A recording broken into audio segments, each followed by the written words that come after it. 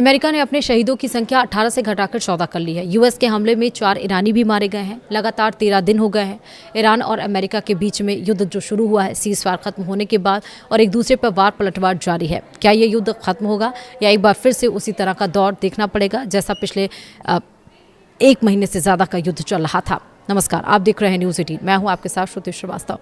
America ने लगातार 13वें रात भी ईरान के सैन्य ठिकानों पर हमले जारी रखे हैं। अमेरिकी सेना का कहना है कि कार्रवाई का मकसद IRGC से जुड़े खतरों को कम करना और समुद्री व्यापार की सुरक्षा सुनिश्चित करना। इस बीच हॉर्मुज़ जलडमरू मध्य के पास स्थित केशम द्वीप और अहवजाज में धमाकों की खबरें सामने आई हैं। विस्तार से समझते हैं क्या है।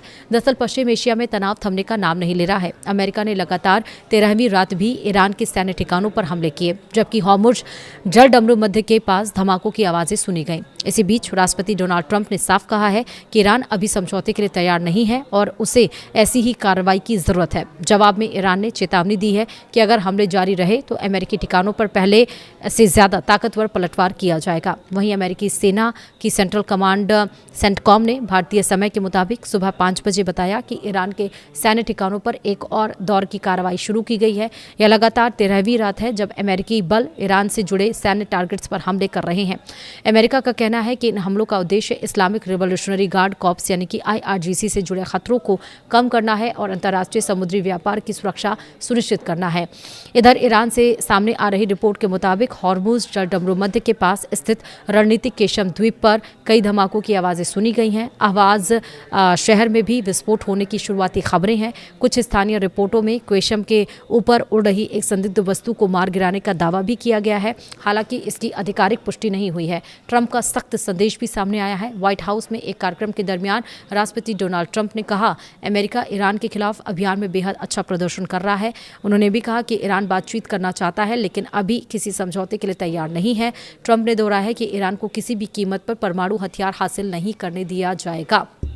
वहीं ईरान ने भी और बड़े पलटवार की चेतावनी दी है। जी हां, दूसरी ओर ईरान की संसद के स्पीकर, विदेश मंत्री और अन्य सैन्य अधिकारियों ने संकेत दिया है कि अगर अमेरिकी हमले जारी रहे तो जवाब पहले से ज्यादा सख्त होगा। अधिकारियों का कहना है कि क्षेत्र में मौजूद अमेरिकी सैन्य ठिकाने आगे भी निशाने पर रह सकते हैं। अमेरिकी सैनिकों का जर्मनी में भी इलाज हो रहा है। इस बीच हालिया ईरानी हमलों में घायल हुए करीब 1 दर्जन अमेरिकी सैनिकों को इलाज के लिए जर्मनी के एक अमेरिकी सैन्य अस्पताल भेजा गया है। पेंटागन के मुताबिक जुलाई की शुरुआत से अब तक करीब 100 अमेरिकी सैनिक घायल हुए हैं। हालांकि अधिकांश को मामूली चोटें आई हैं और वे दोबारा ड्यूटी पर लौट चुके हैं। अब तक इस युद्ध में क्या कुछ अपडेट्स आए हैं कल रात से वो समझिए।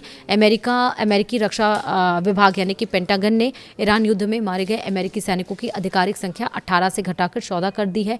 द न्यूयॉर्क टाइम्स की रिपोर्ट के मुताबिक यह बदलाव गुरुवार को पेंटागन की कैजुअलिटी वेबसाइट अपडेट किए जाने के बाद किया गया। रिपोर्ट में 3 सैन्य अधिकारियों के हवाले से कहा गया कि 4 सैनिकों के नाम आधिकारिक युद्ध मृतकों की सूची से इसलिए हटाए गए हैं क्योंकि उनकी और अमेरिकी राष्ट्रपति डोनाल्ड ट्रंप की ओर से अप्रैल में ईरान के साथ युद्ध विराम की घोषणा के बाद हुई थी। हटाए गए सैनिकों में first lieutenant trial James Feehan, sergeant Angel S Rampersad और प्राइवेट इसाबेला गोंजालेस और सार्जेंट माइकल एमेनुअल स्विंटन शामिल हैं।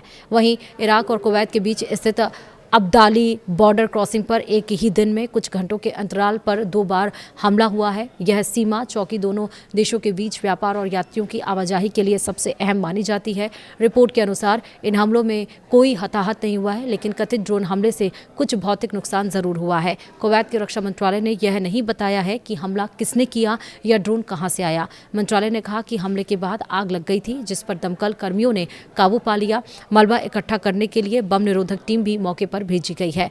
वहीं ईरान के विदेश मंत्री अब्बास अराक्ची ने चेतावनी दी है कि किसी देश की जब्त की गई सरकारी संपत्तियों का इस्तेमाल भविष्य के दावों का भुगतान करने के लिए करना पूरी दुनिया के लिए खतरनाक मिसाल बन सकता है। उन्होंने सोशल मीडिया प्लेटफॉर्म एक्स पर कहा कि ऐसा कदम अंतर्राष्ट्रीय व्यवस्था के लिए गंभीर परिणाम ला सकता है। अराक्ची ने लिखा कि किसी दूसरे देश की संपत्तियों को जब्त कर असंबंधित भविष्य के दावों का भुगतान करना एक भड़काऊ मिसाल है। उन्होंने ये भी कहा है कि जो लोग ऐसे फंड का जश्न मना रहे हैं या उससे लाभ उठाना चाहते हैं, उन्हें याद रखना चाहिए कि अगर सरकारें संपत्तियां जब्त करने को सामान्य बना देंगी तो किसी की भी संपत्ति सुरक्षित नहीं रहेगी।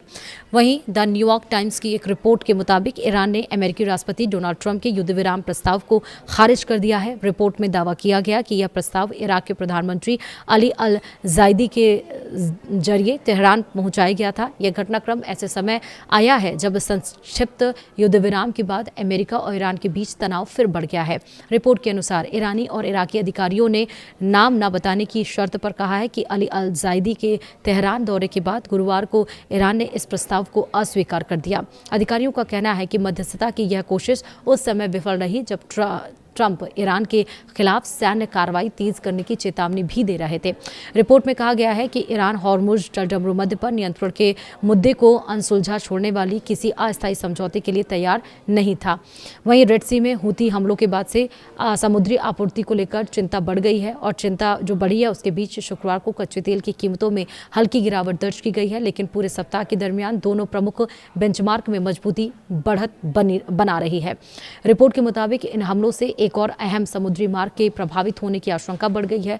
रिपोर्ट के अनुसार ब्रेंट क्रूड वायदा 72 सेंट यानी कि 0.72% गिरकर $99.97 प्रति बैरल पर आ गया है। हालांकि पूरे सप्ताह में इसमें 13.5% की बढ़त दर्ज होने की उम्मीद है। वहीं अमेरिकी West Texas Intermediate crude 70 cent यानी कि 0.76% गिरकर $91.49 प्रति बैरल पहुंच गया है, लेकिन सप्ताह भर में इसमें 10.9% की बढ़त का अनुमान जताया जा रहा है। और इसको लेकर अगर आप शेयर मार्केट की बात करें तो शेयर मार्केट पे काफ़ी ज़्यादा असर आया है। ये पांचवा दिन है लगातार शेयर बाजार बियरिश के साथ यानी कि लाल निशान के साथ खुला है। आज भी निफ्टी और सेंसेक्स अपने ऊंचे मानकों के कम दर से खुलता हुआ नजर आया है और तमाम तरह के फैक्टर्स FIIs इसमें इंपॉर्टेंट है, DIIs इसमें इंपॉर्टेंट है, क्रूड ऑयल सबसे ज़्यादा इंपॉर्टेंट है और ईरान और अमेरिका की जो वॉर छिड़ी हुई है इससे ज़्यादा इंपॉर्टेंट और कुछ भी नहीं है, क्योंकि इन्वेस्टर्स को सिक्योरिटी चाहिए मार्केट में और इन्वेस्टर्स डरे हुए हैं। तो इस वजह से खाली जो युद्ध का असर है वो क्रूड ऑयल के साथ साथ यहाँ शेयर मार्केट में भी साफ तौर पर दिखाई दे रहा है। अपडेट्स जैसे आएंगे और आपको बताएंगे इस खबर के बारे में, लेकिन फिलहाल इस वीडियो में इतना ही। नमस्कार।